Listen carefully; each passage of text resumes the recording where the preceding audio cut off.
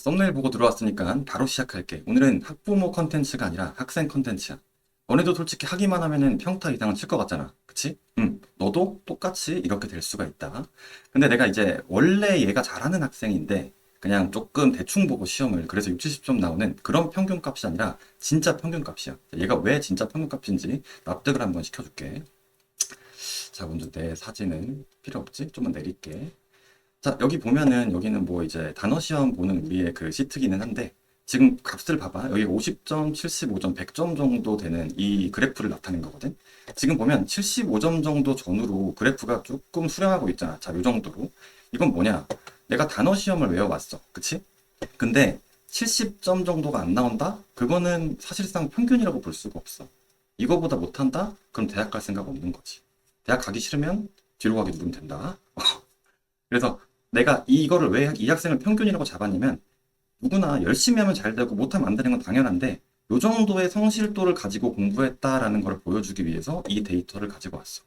여러분들도 지금까지 단어 시험 많이 봤겠지만 보통 70점 정도 나오잖아. 내가 조금만 해오기만 하면. 잘하는 애들은 물론 90점대 80점 나오는 거고 공부를 안 했다 그러면 이제 5, 60점대 나오는 거지. 그래서 얘 결과값 일단은 숫자부터 한번 봐볼게. 얘 보면은 실제 이제 시험이야. 날짜랑 이제 몇 점 정도가 나왔는지 이제 퍼센티지로 표현한 것 뿐이고, 여기 있는 정답률의 그래프를 또 한번 그려놨어. 보면, 처음에 내가 이 학생을 3월 초에 시작을 했었거든. 그래서 70점 정도, 70점대 박스형 구간을 계속 이렇게 유지를 하고 있어. 보이지? 그러다가 얘가 5월이 되고 6월이 접어들면서 80점대로 성적이 조금 오르게 돼. 그리고 6월 초에는 1일, 좋지. 90점이 처음으로 찍히면서 91점이었구나. 애가 이제 감 잡았다라고 했겠지만 근데 이때 약간 좀 바로 조정이 들어가면서 85점으로 떨어졌다가 그 다음에는 이렇게 성적이 좀 올랐어. 물론 이거는 평균값의 학생이기 때문에 이 학생이 평균이었기 때문에 기본적으로는 다를 수 있겠지만 대부분은 이렇게 상승 그래프를 좀 그린다라고 봐야 돼. 그리고 실제 얘가 문제풀이를 어땠는지 한번 봐보자. 이거는 그냥 점수만 이렇게 됐다고 하니까 여러분들이 좀 믿을 수가 없을 거 아니야? 그래서 내가 좀 보여주려고 해. 이 친구가 처음 들어왔을 때 독해부터 한번 봅시다. 자, 이게 우리가 처음 왔을 때 내가 얘를 수업했던 교재야. 정답률은 82%가 나왔고, 여기는 지금 아무것도 입력이 안 된 건 이때 수업을 우리가 안 했기 때문에 그런 것 같아. 아마 27번을 풀 때부터 수업에 들어온 것 같다.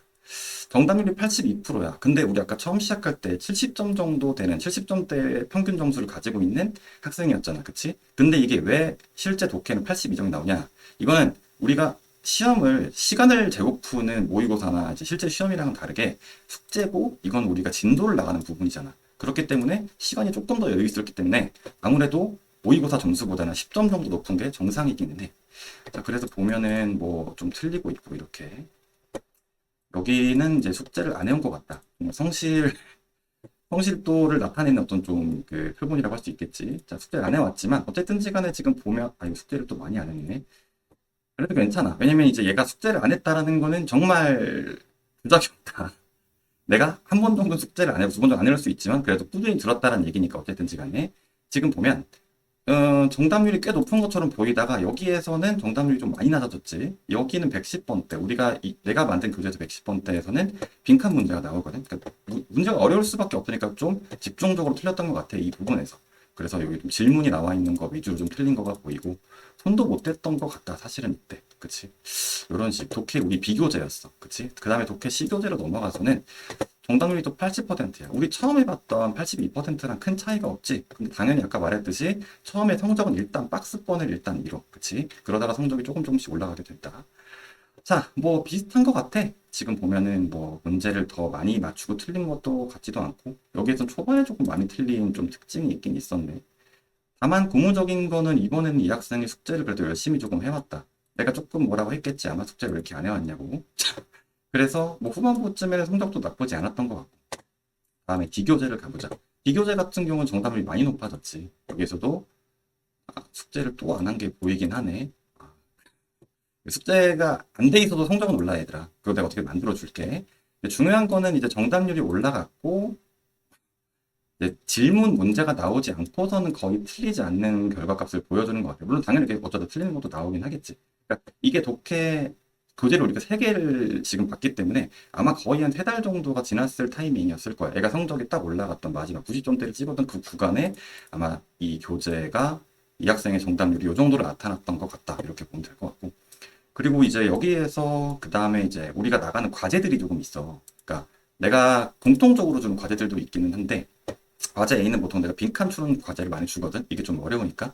근데 이거는 뭐 정답 81%야. 이게 아마 두 번째 교재쯤 들어갔을 때 과제 A가 나갔을 거고 계속 문제를 틀리기는 하지만 보통 질문 문제가 아닌 이상은 많이 안 틀리는 모습을 조금 보여주고 있는 것 같아. 대략적으로는. 그리고 뭐 후반부로 갈수록 문제 틀리는 것도 조금 적어지는 것 같고, 그치? 아마 이게 실력이 올랐다라는 거에 반증일 수 있겠지. 그리고 과제 B 같은 경우는 내가 개별 맞춤 과제를 조금 주는데, 이 학생 같은 경우는 순서 무건 삽입, 문단에서 기능어를 찾거나 좀 이런 거를 찾는데 조금 약한 학생이었어. 그래서 이건 개별 과제를 줬던 부분인 것 같고, 여기에서는 질문은 많이 안 나왔는데, 그냥 좀 요 정도의 정답률을 보인다. 이거는 약점을 계속 보완해 나갔으니까 우리가 또 새로운 얘기를 할 수 있겠지만 어쨌든지 간에 얘는 이런 과제를 조금 해왔었어. 그치? 자, 근데 이제 여기까지 이제 대충 봤으면은 이제 성적이 어떻게 올랐는지를 이것 때문에 성적이 이렇게 올랐구나라는 게 어느 정도는 윤곽이 조금 잡힐 거야. 그러니까 다시 정리해보면 얘는 특별한 애는 아니야. 그냥 평균값. 진짜 흔한 학생이었는데 숙제도 종종 빼먹고 정답률도 평균. 그러니까 70에서 80 정도 정도는 나온다. 이거는 평균이라고 봐야 돼. 근데 얘가 점수가 어떻게든 올라갔잖아. 그치? 이렇게 올라간 거는 얘가 원래 잘해서가 아니야. 너네 영어 지문을 만약에 한글로 바꿔놓고 이거 뭐 문제 다시 풀어봐라 그러면 틀리는 사람 거의 없을걸? 당연해. 왜냐면 그게 한글이기 때문에 너무 쉽잖아. 너네도 해설본 보면 너무 쉽게 이해되지 않니? 그치? 자, 근데 내가 지난 영상에서 얘기를 했듯이 나는 문제를 많이 풀리는 사람이 아니야. 나는 문제 많이 풀고 채점하고 하는 게 아니고 그 학생의 풀이 과정을 확인한 다음에 거기에서 부족한 부분을 채워주는 구조를 시스템화 해놨거든. 그래서 피드백을 어떻게 하고 관리하는지 이거는 지난 영상을 다시 한번 봐봐. 8분짜리인데 뭐 계속하면 5분 컷이야. 그치? 거기에 왜 성적이 안 오르는지 나는 또 어떻게 관리를 해주는지 이거를 이번 영상이랑 지난 영상을 같이 보면은 아마 적당한 그림이 보이지 않을까 싶다. 자, 오늘은 여기까지 할게. 구독 눌러주면은 앞으로 더 많은 사례랑 팁 계속 보여줄 거니까 놓치지 말고 챙겨봐. 여러분들도 할 수 있다. 70, 80, 90 썩 가는